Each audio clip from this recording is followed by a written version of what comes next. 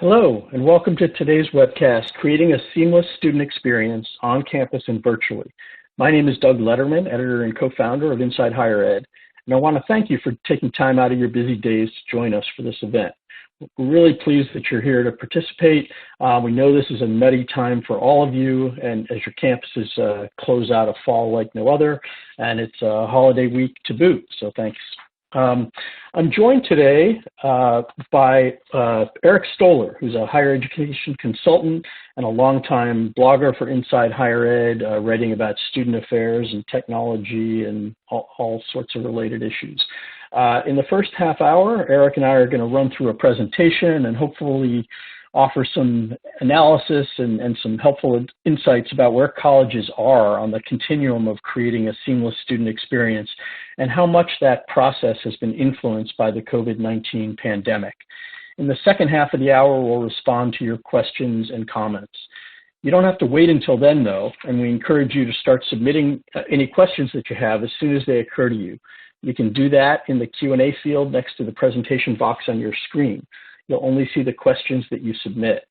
We won't read your name or institution unless you specifically want us to, so please include your name or institution or the institution type in your question if you think that information will help us answer your question more effectively. Also, we welcome you to tweet about this event or otherwise participate in social media, and you can use the hashtag. Of course, now I lost it. Eric, help me out with the hashtag. Did you remember? That's okay. It's hashtag IHEConnect. Perfect. Thanks so much. And before we begin, I wanted to offer a note of thanks to Squiz, whose advertising support has made this webcast possible. Squiz has a technology platform focused on connecting institutions with their students, whether they are on campus or off, and we very much appreciate their support. Before we start, I guess as we dig into this, it's impossible. Just about every webcast we've done in the last 8 months has probably started off with a slide about COVID, just because it has overtaken and overturned so many things in our worlds. And as is true in all segments of our society and all parts of our lives, COVID has really accelerated pre-existing trends and exacerbated pre-existing problems in higher education. Pre-COVID, the higher ed enterprise was in a slow, steady process of transitioning to digital and virtual approaches, more in some areas than others and more at some colleges than others. What we're going to explore in today's webcast is how various aspects of the student experience lifecycle looked pre-COVID, what kinds of changes the pandemic has required and brought about in how they were carried out, and what the post-COVID landscape is likely to look like. We're going to try and get a sense of how near to or far from a seamless experience we're likely to be for students, whether they are on campus or off.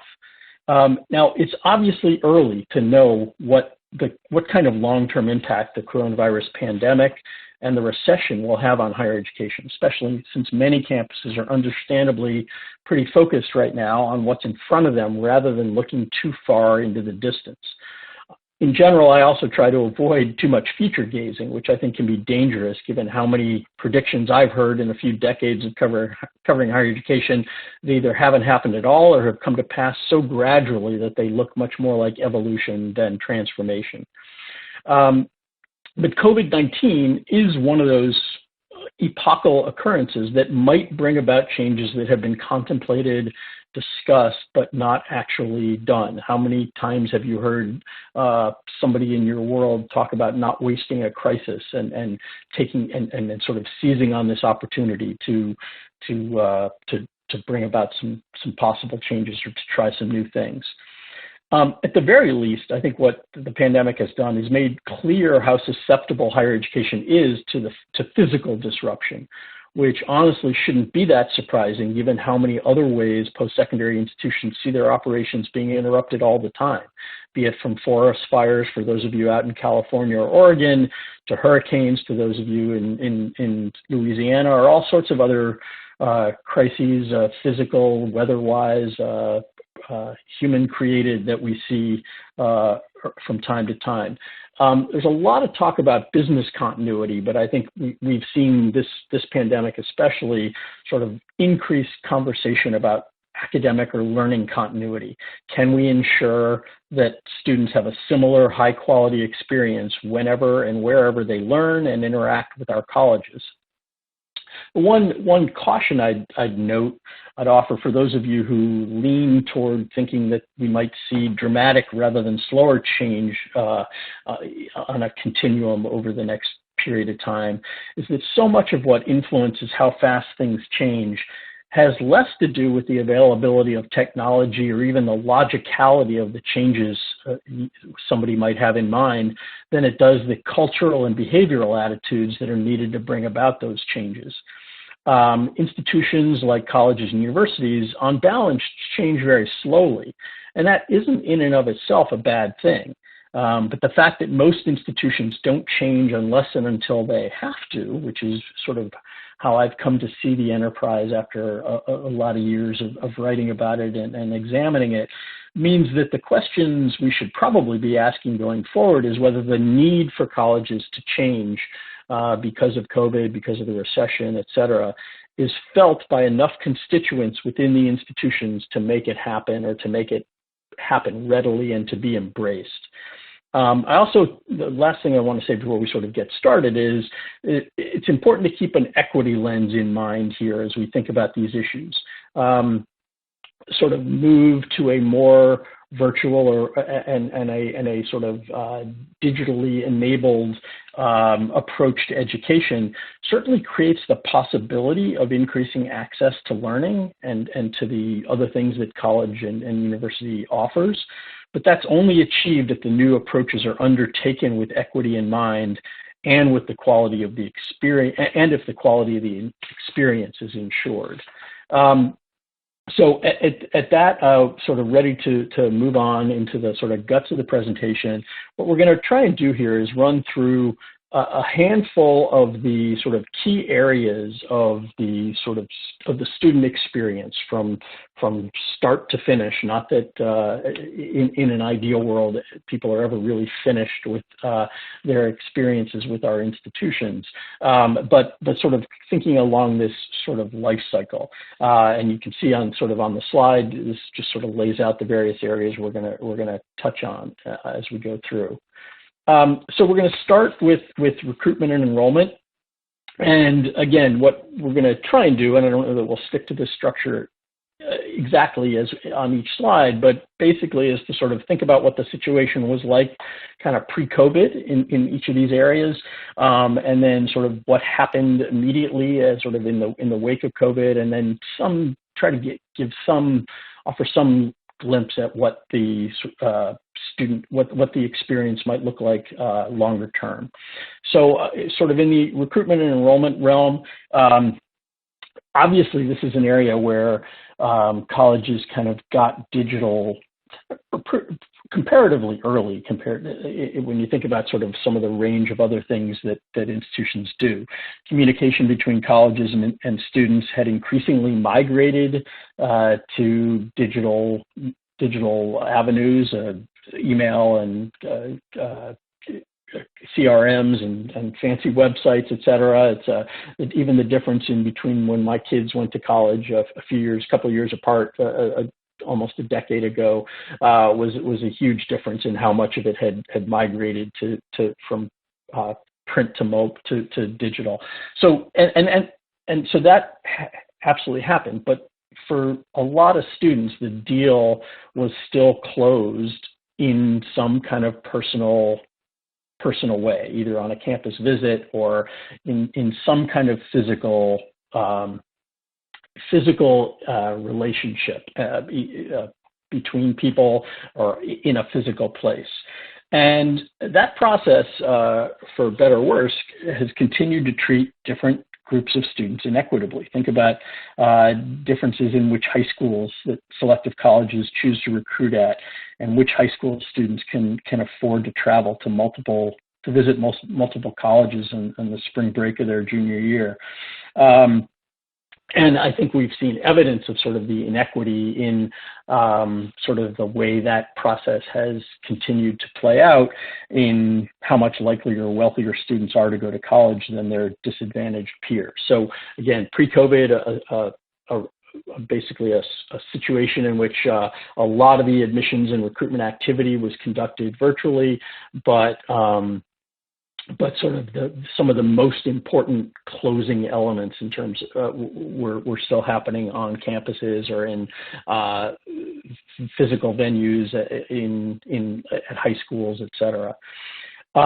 Again, we're going to probably sound like a broken record as we go through some of these things, but the immediate impact of COVID was severe.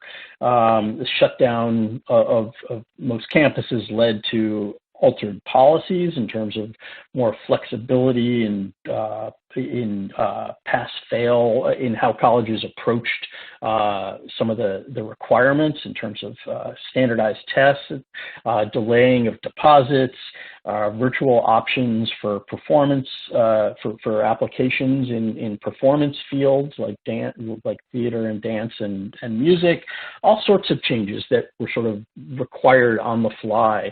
And again, because it happened in March, largely in March, when in the crux of that year's admission cycle, really threw things into a tizzy for a period of time. And again, as some of those changes, as I tried to suggest before, had the possibility of increasing access, although again, they happened pretty late in the game.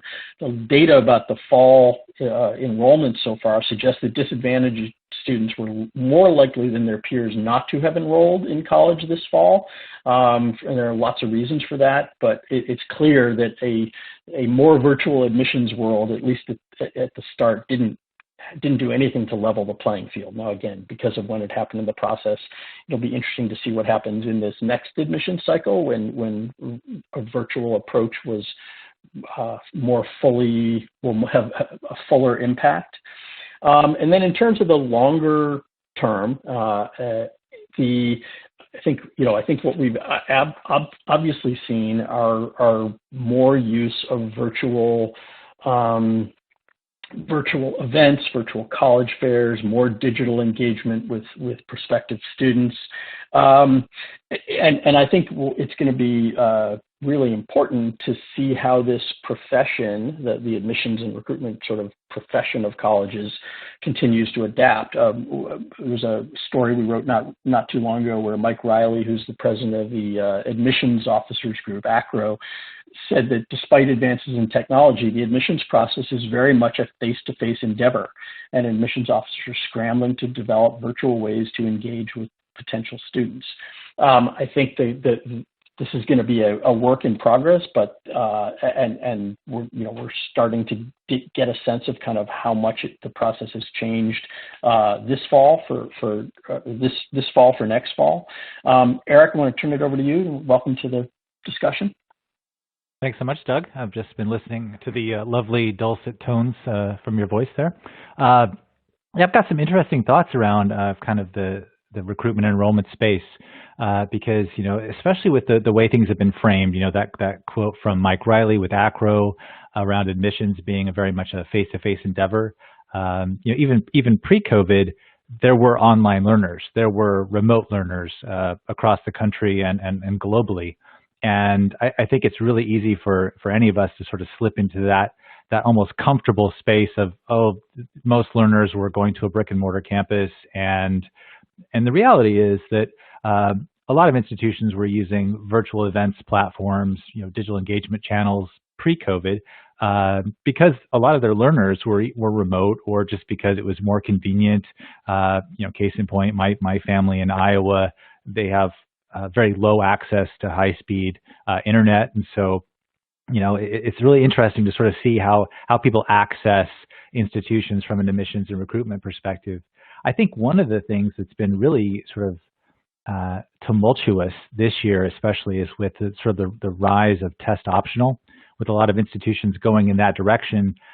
What does engagement with students look like when in the past a lot of institutions would be purchasing these massive lists based on these standardized tests, and sending out sort of a lot of spray and pray messaging, and hoping that it would actually reach students. And now I think you've got institutions who are trying to figure out, can we connect with high school students in different ways using different digital platforms?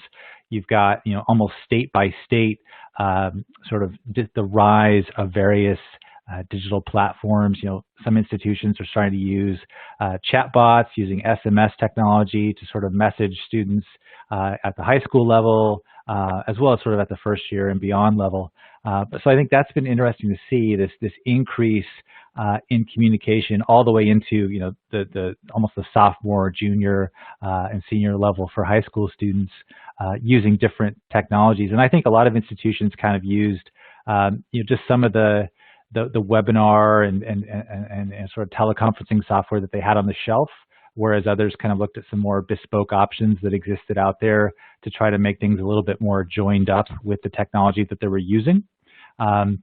And I also think, those institutions that had some of those peer-to-peer tools where a student could go to, as you said, those fancy websites and just see and interact with students like themselves who are interested in a major or already studying a degree, just to see what it was like sort of in a kind of an unvarnished way, a real authentic sense. And, those institutions that had those platforms in place pre-COVID, in a way, it's not as if they had access to a crystal ball and others didn't. They just happen to be maybe a little bit more forward thinking with some of their digital engagement, their sort of overall technology use. And it's obviously benefited them now. And going into the future, I think one of those things is we're going to see a lot of institutions kind of revert back to probably some sense of whatever their normal was before COVID. But I think these tools are going to have some stickiness because institutions realize this works. If we do it right, we can connect with students from a recruitment and enrollment and admissions perspective, and we're going to have the ability to grow our classes, our incoming classes, in ways in which we don't have to rely on some of the more traditional ways of the past. Yeah, that's really helpful, and I think that's again, I think some of these messages you'll hear from us repeatedly, because this is what you just said about sort of both the continuum of institutions, the sort of places that were sort of further along. And again, I want to make clear that this is not not suggesting that sort of all technology is good, or that places that have done things in more old-fashioned ways or are necessarily at a disadvantage. But it is clear that there's a real continuum, and that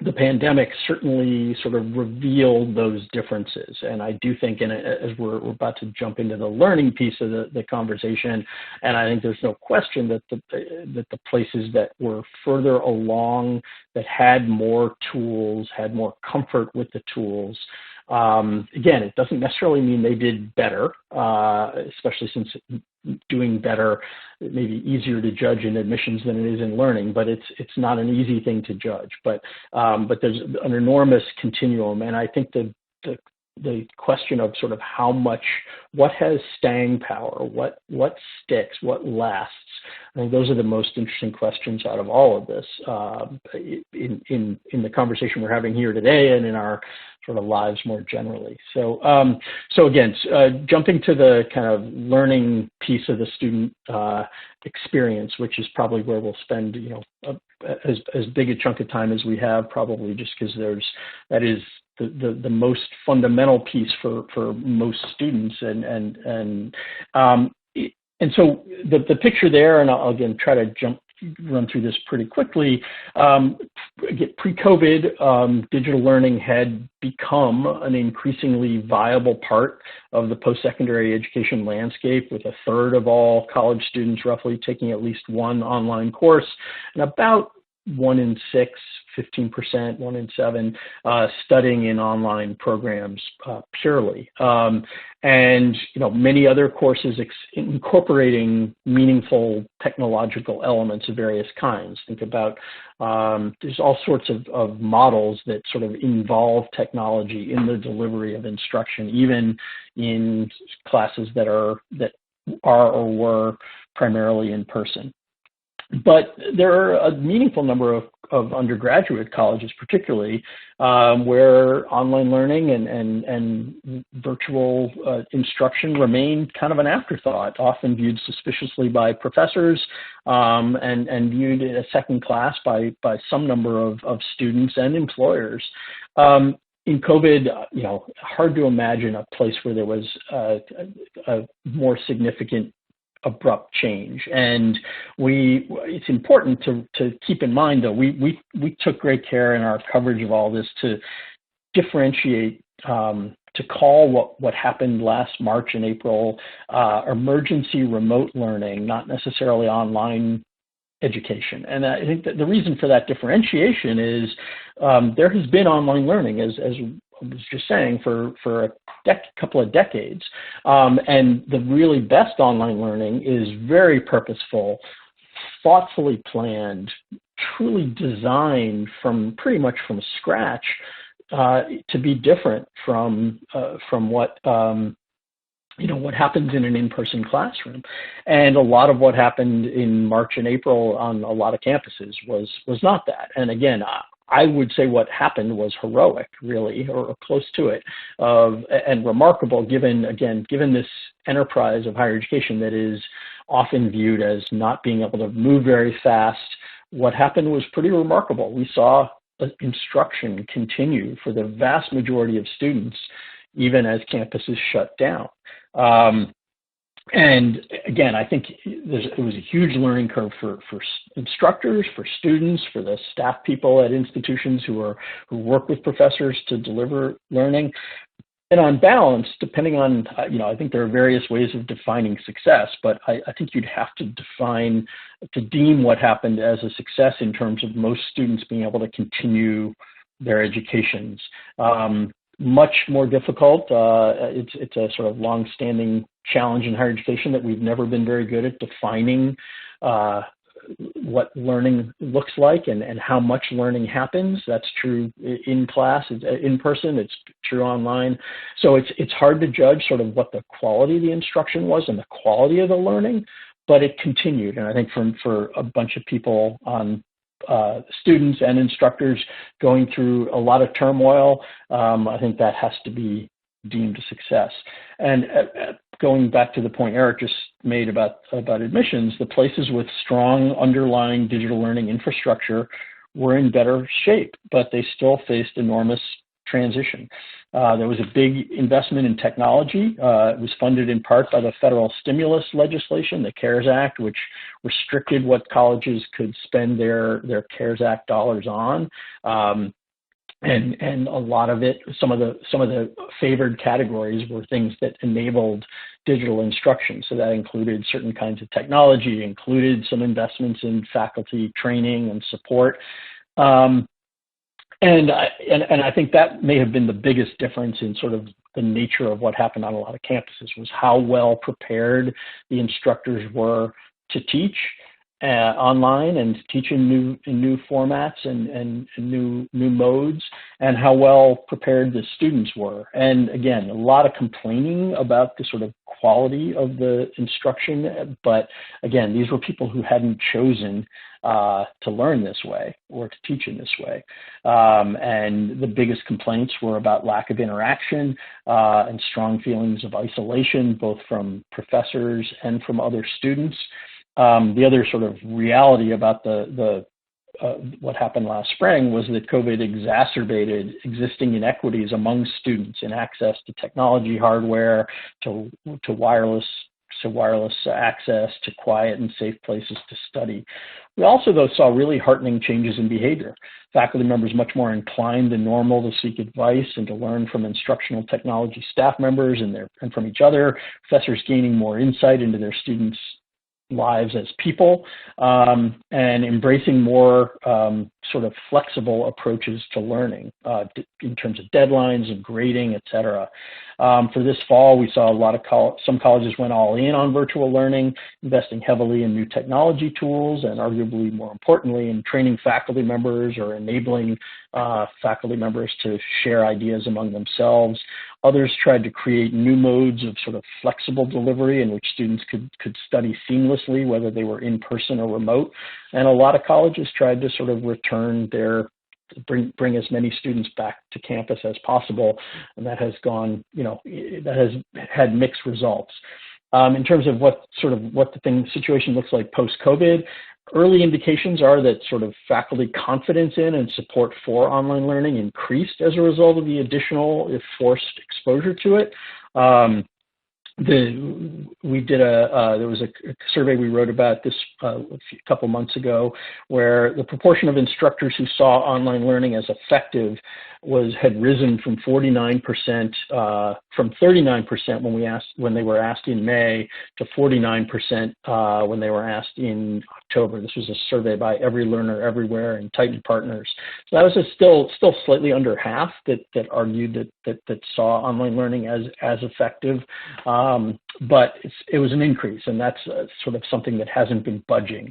And I think the real interesting questions, again, to me, are sort of about whether we saw professors being more focused, I think, than before on increasing engagement, on accessibility, on giving feedback, whatever the mode.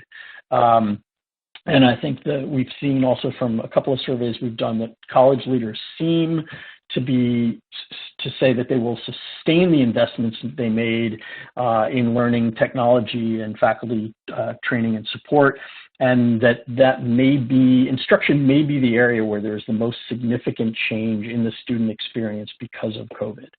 Eric?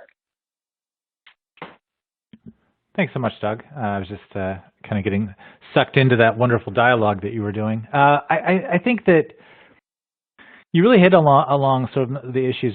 One of the things that really resonated with me was this idea that both students and faculty, a lot of them, they didn't sign up for online learning. And so, it's been an experience of patience and empathy. And I also think that a lot of it has to do with sort of pivoting to an asynchronous environment has been really crucial for both students, staff, and faculty, because it lets people learn at the pace they need to learn. It lets people learn at times and days that are convenient for them, because people are juggling, things like childcare and work and just a plethora of things that in the past might not have necessarily sort of been butting up against their learning experience. And so I think that while we're doing online learning today in a way that is probably less than desirable for a lot of people, the skills and connections and abilities that are sort of being learned across the spectrum of higher ed will undoubtedly benefit the entire sector going forward. I do think that one of the things that I've been really pleased to see is that a lot of institutions already had thriving, successful, and smart online courses, right? Online degree programs that were doing really well. And they were almost in the past seen as sort of separate entities from if it was a sort of a traditional brick and mortar town and gown institution. These online learning shops were sort of seen as separate. And now the knowledge base and the wealth of information, the richness of experience that they can bring to the table to their other faculty colleagues has been really instrumental in how institutions have been able to make that move to that remote or that online learning environment. And you see sort of this almost a handshake right across the aisle, in a sense, where you've got maybe academics who in the past would have never thought about teaching online, reaching out to the learning technologists or the online design, programmatic design folks, and sort of figuring out how it can work. And so I do think that we're going to see, I think there's a question around, think we're going to see more hybrid or blended learning going forward? And I think that's going to be the case for sure, because I think what's happened is, in a way, the pandemic has stripped away the ego of the sage on the stage and really presented things in a way where, if I ever record my lecture and get students the material and the content that they're going to need in a rich, engaging way, it doesn't matter if it's at 9 a.m. on a Monday morning. It's whenever they want to engage with that material. It's almost similar to when we talk about like the flipped classroom as a tactic or strategy for teaching. Yeah, I think that makes good sense, and I guess I think these are all things that have, and again, these are all things that have been talked about for some meaningful period of time. And I guess what has, it has been, people have been encouraging, some people have been encouraging movement in this direction for a long time. And I guess some of the reasons why people didn't want to do it was lack of support. Some was fear of failure. And again, the hope, I think the optimistic view is that the hope that sort of by being forced to experiment, some of the fear goes away. Institutions, by sort of being forced to essentially to make sure that since this was the experience for everybody, they had to try to do better at it. They were forced maybe to provide more support and more tools. So the hope is that the forced immersion at least creates an openness that sort of takes away, knocks down some of the barriers. It probably is odd for those of you who were involved in trying to deliver instruction to your students last spring or this fall to suggest that the delivery of the instruction was the easy part of for a lot of colleges, but I think that it may have been the easier part because, again, the bar for making sure instructors could transition their courses to remote delivery wasn't impossible. It was at the very least, it was sitting in front of a camera and pushing record, and obviously that didn't ensure high quality, but at least ensured it probably met the requirement for keeping students moving on their educational path. What has been far trickier, and I guess this is true of the next couple areas that we'll talk about, was delivering to a dispersed group of students all the supplemental services that colleges have provided student success that have prioritized student success provide. In other words, it is one thing to make sure that your students have their courses and their lectures and their curricular materials, et cetera. It's quite another thing to make sure that they have all the sort of wraparound things that basically help a student get through who doesn't have it easy.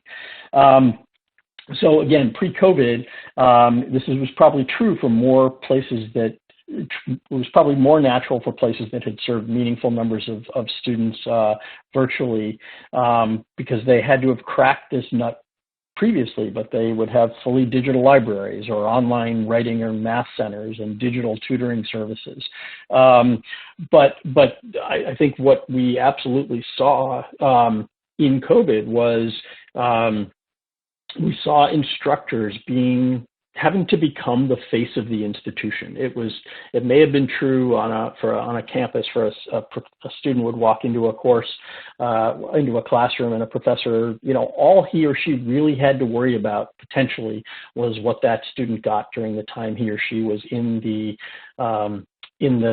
classroom.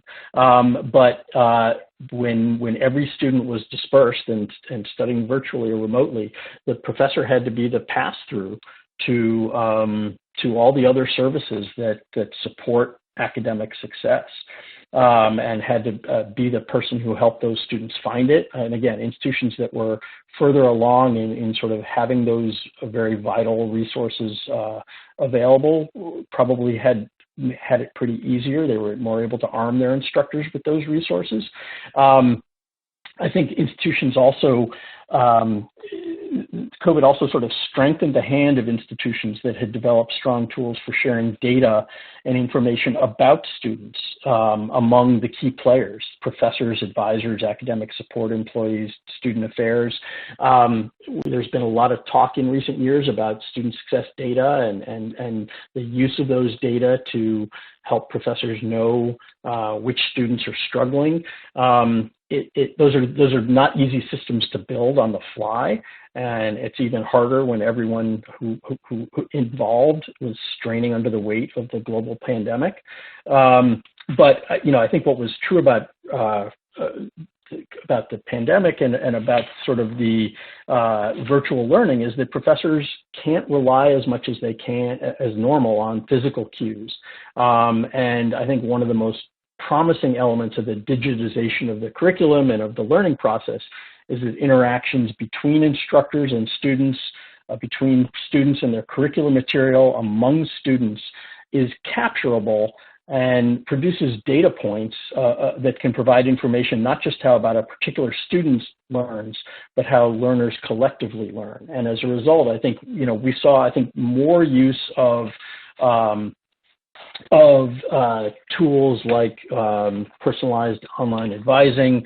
We saw I think more use probably, and I think this will be enhanced of the use of flags for sort of based on student learning and student success data to help instructors know which of their students were struggling. So places that had systems in place for doing that, I think we're at an advantage here. We wrote a story about a Champlain College that had identified students most in need of academic intervention by highlighting risk phrases in students' online discussion board posts. So we saw all sorts of experimentation with that, with things like that, and I think we're going to see more of that going forward. Eric? Yeah, and I just want to say too, I think we maybe advance some of the slides because I think Doug, you were mentioning some things that are a little bit down the road here. No, it's okay.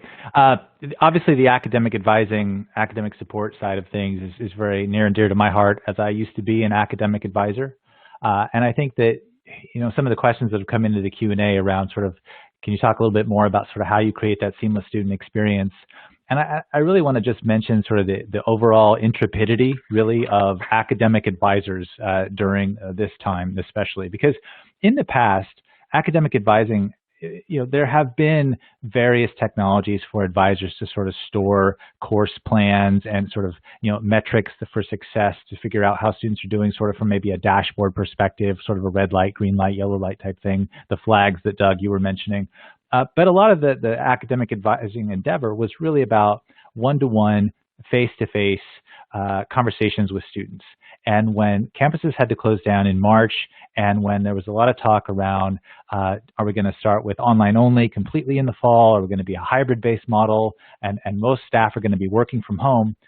The question became, what does academic advising look like when you can't sit across from a student and have a conversation with them face to face? And so I think, some of the stuff that's happened in terms of that seamless experience has been the use of obviously the most popular sort of teleconferencing platform, I think ever right now anyway, Zoom, of course. You see some of the stats there from Iowa State, their Zoom numbers went just through the roof over the summer and kind of went down a little bit because students kind of came back to campus. But the thing with advisors is, for the first time, they had to really look at what does it mean to be an advisor in a completely or mostly digital environment. And I think I saw a lot of people doing things like sort of, open Zoom rooms where students could pop in, or using, AI-based chatbots to sort of offer this 365 support, regardless of what time it was. So, because advisors do need sleep. I know sometimes that, seems like a myth that's out there, but of course they're only human, right?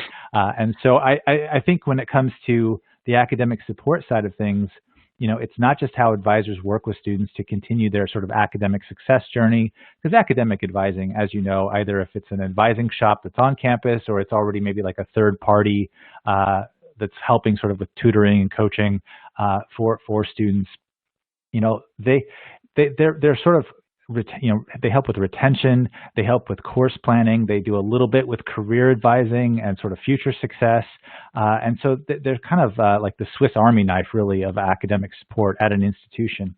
And so they have really complex jobs that now with digital environments, in a way, I sort of forecast there to be a lot more tracking down the road to sort of see what these touch points look like with students coming in these virtual appointments, as well as sort of, even looking at maybe using machine learning to sort of collate the data of what are the actual needs of students thematically during certain times of the year, pandemic or not.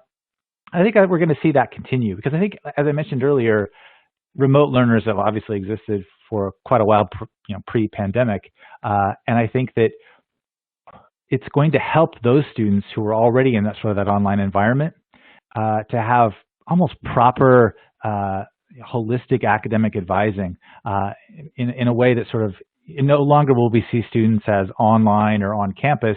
They'll just be students. I think NASPA, one of the Student Affairs Associations, had a really great report about that. And if I can find it, I'll send it out. But basically, they were talking about the fact that we need to stop sort of looking at students as sort of two different sides of a coin, whether it's just the same coin, and how we support those students with these various tools. I think another aspect when it comes to academic support, and really it's not just academic support, but it's the whole endeavor, is the role of the IT help desk. Before, a lot of it was, hey, I can't log into my email. How do I access this software, this application? Even simple things like, how do I print if I need to print a document? And now, really, those IT help desk folks and whatever technologies they're using, a lot of it's going to be sort of, AI-based bots, as I mentioned before, because there's a lot of versatility there, to just sort of FAQ websites, as well as, teleconferencing calls, video calls, to talk with students about accessing different things, to talk with staff and faculty as well. And even there's also something that we haven't talked about from the access and equity perspective is the overall accessibility of some of this material. I know that, for example, for this webcast, we have someone who's working on doing captioning, but for a lot of Zoom lectures, or what does academic advising look like when you're working with a student who maybe can't hear or can't see? So it's really interesting to sort of think about the overall digital accessibility of now as well as going forward. And it's a really good segue to I think the idea of sort of student period or learner, not online learner, not in-person learner, makes a lot of sense. We're going to shift now to sort of the parts of the campus experience that maybe are even trickier, or maybe the further you get away from the classroom, and that's sort of the rest of the student affairs. The rest of the student, and obviously we're not going to talk about residential life here particularly, but we are. But the question of sort of how campuses have tried in the pandemic, and are going to where they're going to evolve to going forward in terms of delivering student services virtually or, again, seamlessly, which is, I think, what I think Eric is rightly sort of focused on. There are obviously certain areas that were really stressed and emphasized during the pandemic for obvious reasons, and that was especially the sort of delivery of kind of mental health services. And again, Eric was making the point that a lot of this stuff blends together, figuring out where the student's sort of academic life and his or her the rest of his or her life stops and starts is not a bright line. And we especially knew that the pandemic created all sorts of anxieties and stresses and stressors for all of us, but particularly for sort of vulnerable students. And again, I'm going to sort of largely leave it to Eric in this realm, since he's the student affairs expert. But the sort of what we saw I think we saw a lot of experimentation and sort of having to sort of deliver sort of mental health services and other kinds of student support, again, non-academic support now, in other ways. I think many institutions sort of did their best about just trying to keep students connected. And I think stressing sort of communication between institutions, enabling engagement between staff members and students, among students. I think so much of this is about sort of finding ways to keep students close to the institution, even when they are physically distant. Eric, do you want to jump in and add a few thoughts here? All right. So how much time do I have? Hopefully about 60 more minutes on this one. This is obviously an area that's something that I've been working in for quite a while, and I, as the student affairs and technology blogger for Inside Higher Ed for the better part of a decade, I wrote a lot about the fact that that student affairs is sort of a field that's been predicated on that face-to-face sort of contact. It's similar to academic advising, and I think that that's why, in some ways, student affairs, while there are pockets of digital engagement and innovation, the pandemic has really sort of turned that sort of innovation dial in student affairs from maybe a solid 3 or 4 to 10. And I think there have been quite a few ed tech technology providers who have had services and have had options for student affairs in the past. And so, of course, some institutions have really jumped to try to get some of these different things. You've seen things like services that sort of mimic like Facebook or other social media to create sort of just an institutional social network, or things like that almost look like a Second Life for 2.0 version where people can have avatars. And you've seen institutions and students building their campuses in Minecraft and just trying to keep that overall sense of what is the student experience, what does student engagement look like when everything has sort of changed and shifted. And another one of the questions was, that came into the Q&A was, how do we get our students to engage with the services that we've created for them? Because it's almost like the field of dreams issue, but in reverse, right? You've built it, but they're not coming. And how do you get them to come to these different places that are in a digital environment? I think that's where you have to use sort of the tried and true. One is that, email, one of my favorite platforms, and some of you might be moaning or groaning, but I think, email is sort of, something that people have always sort of criticized, and that's mostly because I think people try to put the full contents of War and Peace into an email, and then they bury an action item for students, staff, or faculty in paragraph 14. I do think that if students aren't using services, they're kind of literally, in a way, voting with their feet. They've determined that maybe, one, it isn't something that's valuable for them in the here and now. If you look at sort of a lot of the stuff around pandemic fatigue, people have to prioritize in a way that's much more rigid than ever before, in terms of their own mental bandwidth. And so whether or not they're able to use these services, or they see value, people need things that can help them in terms of getting connected. They need things around mental health, the feelings of isolation and loneliness.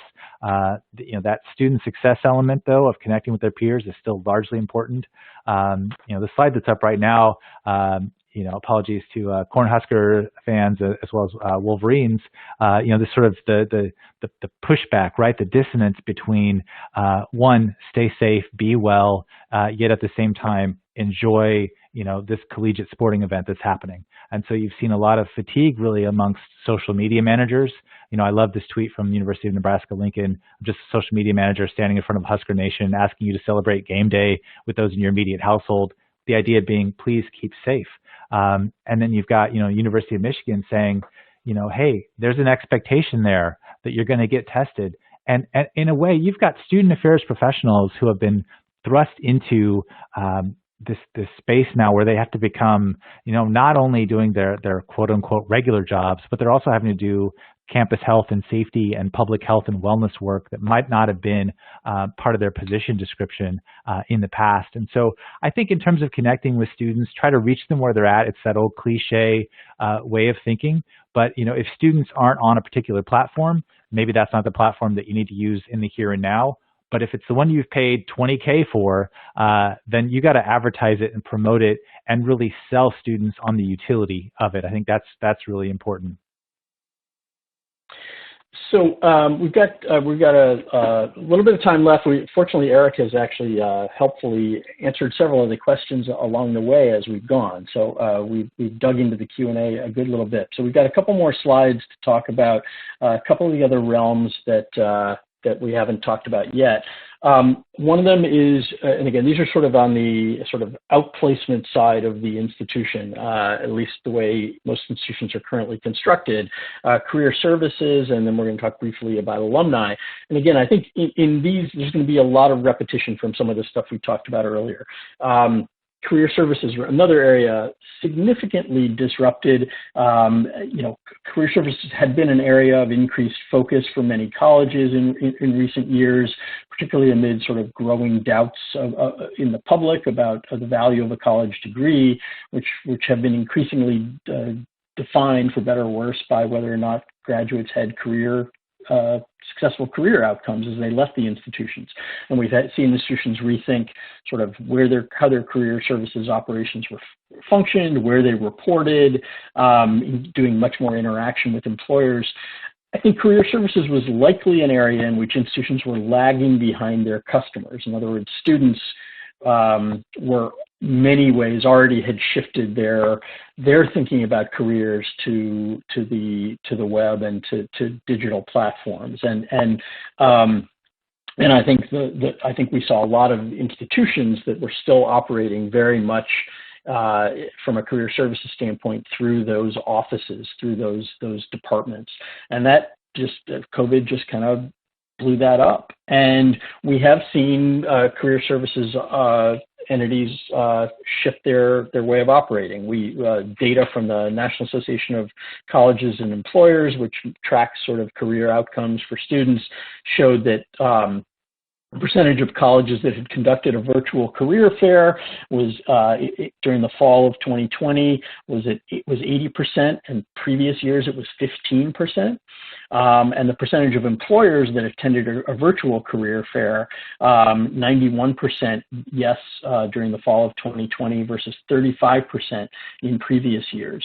And again, there are lots of things that are outside a college's control when it comes to sort of how well their students fare in the job market, the nature of the job market most of all, and we're obviously in a tough economic period now, and also how smoothly employers can transition to virtual internships. But I guess the important thing from my standpoint here is that colleges can't afford to be a drag on their other constituents. They can't afford to slow things down. If we're seeing employers embrace the idea of virtual internships, and we're seeing students, the sort of data we saw on sort of how virtual internships went this summer were pretty positive. And so I think students and employers both are pretty open to the idea of a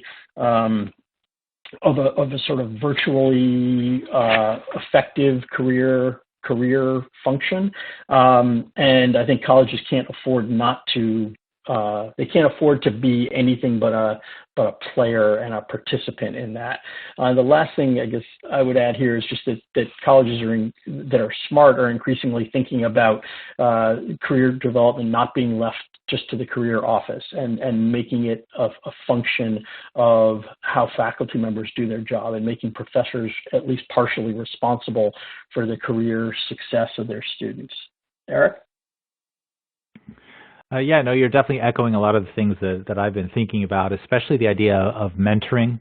In the past, it would have been something that a lot of faculty and academics would have been doing, and I think just the access has been reduced. And so, in a way, this is a real opportunity for career services to take a more engaged leadership role at an institutional level across the board. I've long advocated for career services to sort of be at the very beginning of sort of the admissions funnel in many ways, to sort of continue with students along with them until they're an alum of the institution, because that's where mentoring of graduates who are in a particular field can be really helpful, coming back and giving back to current students. And I think that this is a real moment for career services to get away from just moments around resume writing and interviewing, to sort of say, okay, now that a lot of institutions and campuses and employers have gone remote, that's a skill set, and how can we help teach you that? How can we help work on that with you? Because that might be the environment that students who graduate are looking at in terms of future work roles. I'm going to skip over the last slide is about alumni. The next to last slide is about alumni, and again, I think the main reason I want to skip over this is just because important that we get to the last slide, which is I want Eric to expand a little bit about kind of what the elements of a seamless student experience look like. But on alumni, it's a sort of more of the same. We saw institutions really have to change their game in terms of all the events that they typically hold, to keep alumni connected, many of them weren't able to do physically. And so we have seen much greater use of virtual platforms to do that. I think that's going to require a huge amount of reorientation, especially if to the extent travel remains constricted.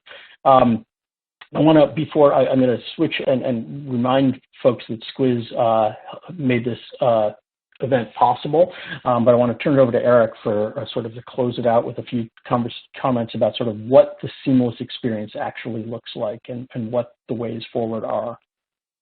Yeah, well, I think the one thing with a quote unquote seamless experience is what works for one institution isn't always going to be sort of the formula that works for another institution, because it's all about creating sort of a custom tailored experience based on, the strengths at your campus, the structure of your institution, and everyone has a sort of a different environment. I do want to say that I appreciate everyone's questions in the Q&A, and I'm trying to get to them kind of throughout. And I think that one of the questions on how to keep international students engaged and preventing them from having virtual learning fatigue, and that's just sort of for everyone. But I think even more so for international students whose first language might not necessarily be English, it's really important to think about the way you construct documentation, the way in which you construct your technology, so that perhaps they're multilingual, or that videos and things like that are asynchronous have captions, so that if you're not only hearing a language, you're also reading it, which can be very helpful if you're an international learner. But I think in terms of how you create the seamless student experience, it's something that higher ed has been sort of struggling with before COVID, and obviously COVID has highlighted a lot of different issues. It'll probably going forward, it's going to continue to be sort of something that's just part of the overall transformation and growth of an institution, because what COVID has done is it's forced higher ed to change and adapt in ways that there was never a lever like this in the past. And so I think we're going to see a lot more technologies that involve a 24/7, 365 engagement span, so that students, it's no longer about sort of making students come to a particular person or an environment where it seems very rigid. It's more about providing various pathways. And in many ways, that will also help with bridging the digital divide, because it lets people who maybe don't have access to various technologies access things like Wi-Fi, even in like a parking lot. I know that's not the best case scenario, but for some people, they're going to work hard and they're going to do that. And that's going to be the way that works for them. We're also going to see new ways of staffing. I think that some of the functional areas and the sort of the way divisions have been constructed, might change and might evolve, because you're going to see maybe those res lifers who are about the physical experience will change track and say, I'm going to be a community manager now, and I'm going to manage sort of that environment from a digital perspective. There's also obviously a plethora of digital platforms. Mobile is sort of the way to go with everything. And I think institutionally, where it was in the past, it was a dashboard around maybe retention and enrollment and student success. Obviously, the inclusion of things like COVID, has been a big part of that. But I think the dashboards are going to get ever more sophisticated as more and more pools of data are brought into sort of single spaces where campus leaders can make decisions based on not just anecdotal evidence, but actually on hard data. The other piece, of course, is the campus wellness and mental health perspective. Telehealth and wellness and counseling experiences have increased, because of course that's been something that in the past students might not be able to see a counselor because there's only like 9 counselors at a campus. Well, guess what? Going forward, it doesn't take a pandemic to say that we're going to just go back to when we only had maybe a few on-campus counselors, to say we're going to have maybe an online platform that lets students access counselors at a day and time that's convenient for them, which is going to make the overall student experience that much richer and that much more meaningful. And that's just, and this is it's a great way to sort of wrap up, which is that, so part of the reason telehealth was not, in certain circumstances, not permitted across state lines. So that's the kind of change where certain kinds, especially telemental health, there were real restrictions on sort of what could happen in that realm. And that's a change that, again, was made sort of at least momentarily and at least temporarily because of COVID. It's a little unclear what happens going forward, but it's hard. It's the kind of thing that it's hard to imagine going back from. And I think there are a lot of things that were done in this because of this pandemic, as a result of this pandemic, in reaction to this pandemic, that, again, were either created fear or uncertainty or anxiety. And because there wasn't a choice, because we sort of had to do it, the walls came down. And I think that's going to be really the interesting question, the important set of questions going forward, is what do institutions decide from this moment was worth holding on to? Is it more remote work? Is it and so again, this is not meant to be, to say this is what ought to happen, but it is, I think we've been pushing in this direction for a long time, this idea that sort of, opening the walls of the institution create more potential for access. And I think now it's going to be up to higher ed to kind of deliver on that moment because of the more openness to it than we've had in the past. And so that's going to be the challenge to all of you. We appreciate all the hard work you do to deliver your institution's learning to their students. Thank you for taking time out of your busy day. Thanks again to Squiz for supporting this, and thanks to Eric for joining me on this call. We hope you all have a great rest of the week and a great holiday, and stay safe.